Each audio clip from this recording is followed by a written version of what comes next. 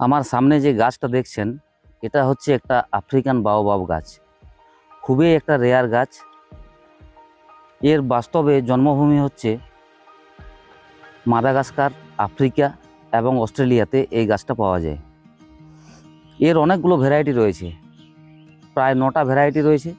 তার মধ্যে 6টা ভ্যারাইটি পাওয়া যায় মাদাগাস্কারে এবং এর 2টো ভ্যারাইটি পাওয়া যায় আফ্রিকাতে এবং একটা ভ্যারাইটি অস্ট্রেলিয়াতে। গাছটা সাইজ একটা বিশাল আকার বৃহৎ গাছ বলা যায়।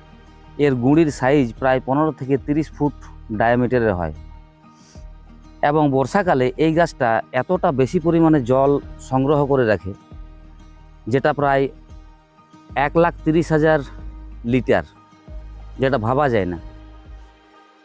ইন্ডিয়ান মাইথোলজিতে এই গাছটার অনেক গুরুত্ব রয়েছে। আপনি মাইথোলজি বা স্পিরিচুয়ালিটি বিশ্বাস করেন বা না করেন সেটা আপনার একান্তই ব্যক্তিগত ব্যাপার, কিন্তু এই ইন্ডিয়ান মাইথোলজিতে অনেক বেশি গুরুত্ব রয়েছে এই গাছটার। সমুদ্র মন্থনের সময় যে 14টি রত্ন উঠেছিল, সেই 14টি রত্নের মধ্যে এই গাছটা হচ্ছে একটা বিশেষ গাছ, যে গাছটা ইন্দ্রদেবকে দেওয়া হয় এবং ইন্দ্রলোকের নন্দনকাননে এই গাছটা রোপণ করা হয়েছিল। এই গাছটার বিভিন্ন নামে জানা যায়। ইংরেজিতে বলা হয় বাওবাব ট্রি। এই গাছটার শিকড় থেকে একেবারে গাছটার সমস্ত কিছু, পাতা, ফুল, ফল, সব কিছু মানব জীবনে এতটা বেশি গুরুত্বপূর্ণ, যার জন্য এই গাছটাকে বলা হয় দ্য ট্রি অফ লাইফ।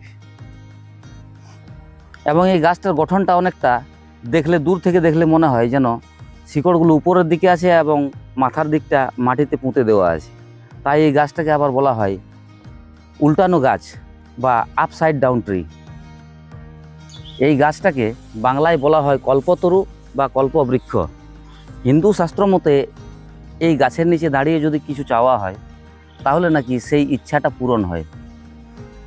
এই গাছে বেশ বড় বড় সাইজের সাদা রঙের ফুল হয় এবং সেটা রাত্রিবেলা বেশ সুগন্ধ ছড়ায় এবং এর ফলটা হয় খুব এক্সপেন্সিভ, যেগুলো কসমেটিক্স ইন্ডাস্ট্রিতে এবং ফুড ইন্ডাস্ট্রিতে খুব বেশি দামে বিক্রি হয়।